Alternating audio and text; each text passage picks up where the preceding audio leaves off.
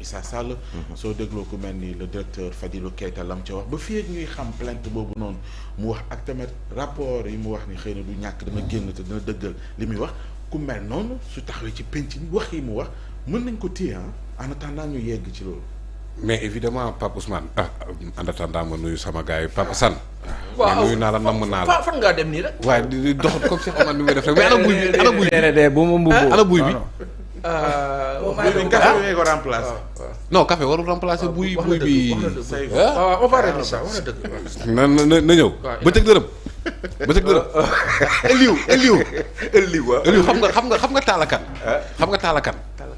bi ci Facebook bi. très viral. daf la yóbbu tey vaar xam nga yow nag miin nga vaar. dafa yóbbu vaar lu mu wax. miin nga vaar.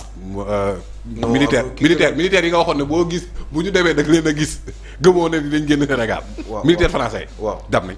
non mais militaire duñ dem mukk dans la coopération. taal bu jeex définitivement jeex na. non xam nga militaire mun naa la tontu. xam nga militaire. c'est pas la présence. quartier militaire yi nekkoon c'est pas forcément la présence physique. yaa ngi dégg militaire mën nañ leen contrôler te fekk nekkuñu fi. selon da ngay samp nii ba léegi réew mi la ñuy. da ngay samp ba léegi. non non du samp. baax na taala est-ce que dëgg loolu du dëgg. non est-ce que xam nga ni da nga ne woon du fi jóg.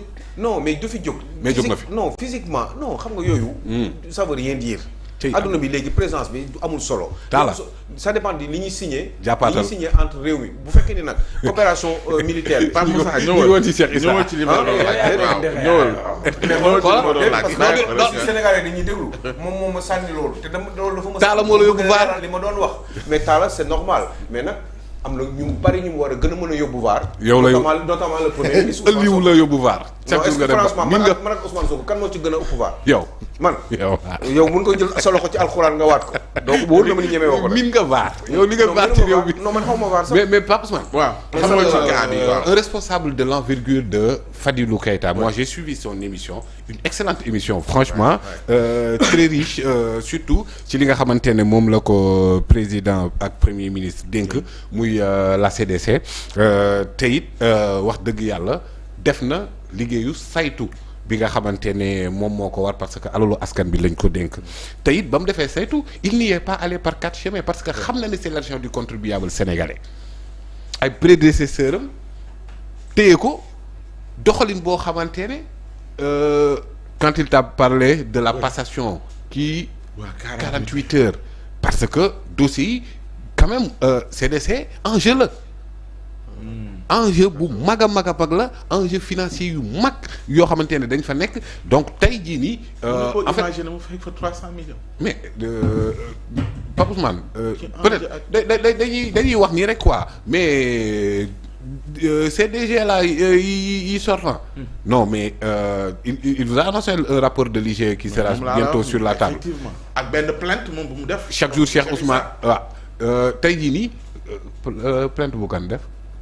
ok moom lañu plainte moom lañu plainte moom lañu plainte voilà donc kon yooyu noonu il faut même pas danser plus vite que la musique parce que en fait ay éléments la yoo xamante ne ce n'est pas Fadilou Keita acteur politique wala qui succédait Cheikh Issa wala dara mais des enquêteurs de l'IGE quand même ce n'est pas n'importe quoi ci corps de contrôle tu verras avec des chiffres exacts des montants exacts yu leer naññ ñu tegal la ko sur la table loolu du doon lu ñuy wër-wërloo bu boobaa duna tal leneen lu dul ay sans limite dem ak moom ay diffamation non ce sont des milliards de nos francs yoo xamante ne mais gérés de manière vraiment inquiétante et que Fadilou li mu def rek la war a def jël na sa responsabilité am wax na lu leer nañ.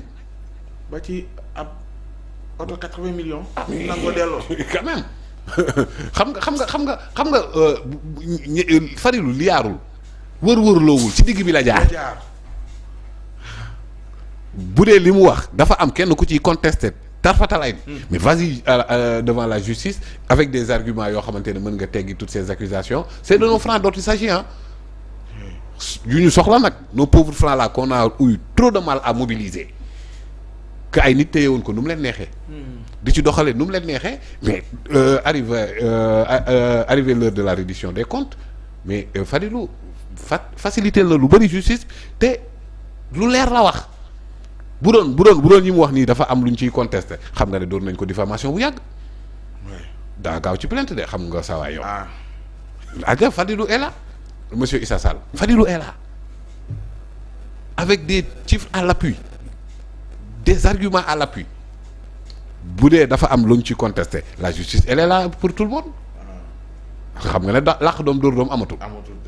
Fadilou aussi appartenir à Pastef bu tegoon kenn dispositif diffamation dañ koy kii. xam naa li ngay dund dinañ ñëw ci xam nga donc Pape Ousmane lii c'est nullement camouflé léegi nag le rapport en question bu ñëwee wax dëgg yàlla bu boobaa moom du amati sax sujet à discussion xam nga nag damay faral di ne rapport wax na taxut nga coupable ah mais bii nag moom dina jafe torop d'essayer d'argumenter sur l'innocence de ñi nga xamante ne ñoom lay waxal parce que ay faits yu leer la ay chiffres yu leer la yoo xamante ne dañ naan la tànk baa ngi fii la ko lekkee te borom du ko weddi.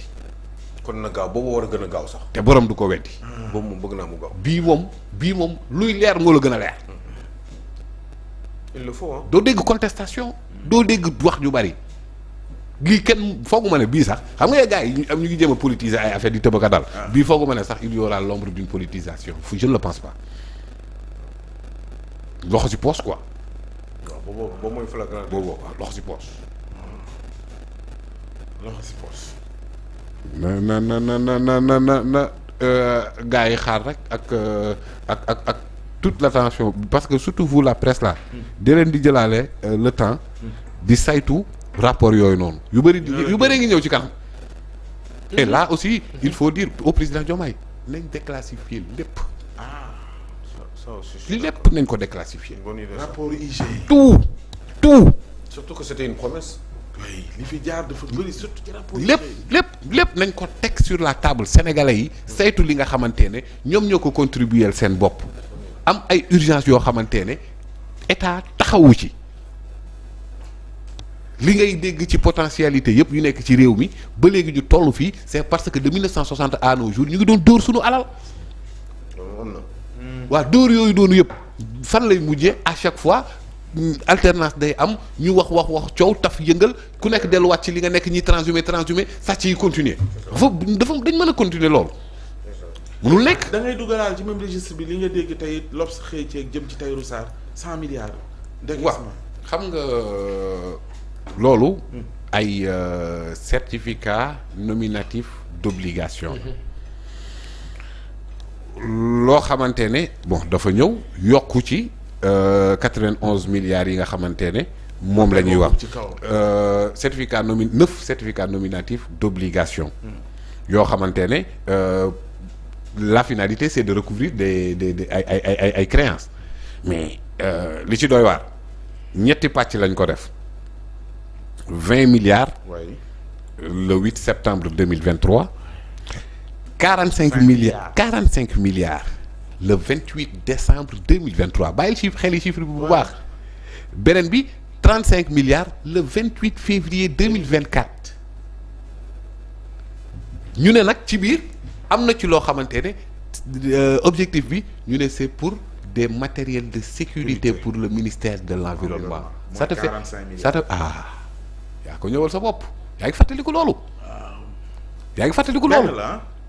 mais moo tax ma ne la bàyyil xel chiffres yi ñuy wax te bàyyi xel destination yi. oui parce que bi ñuy wax même armement 45 milliards dañ ne woon c'est destiné au ministère de l'environnement.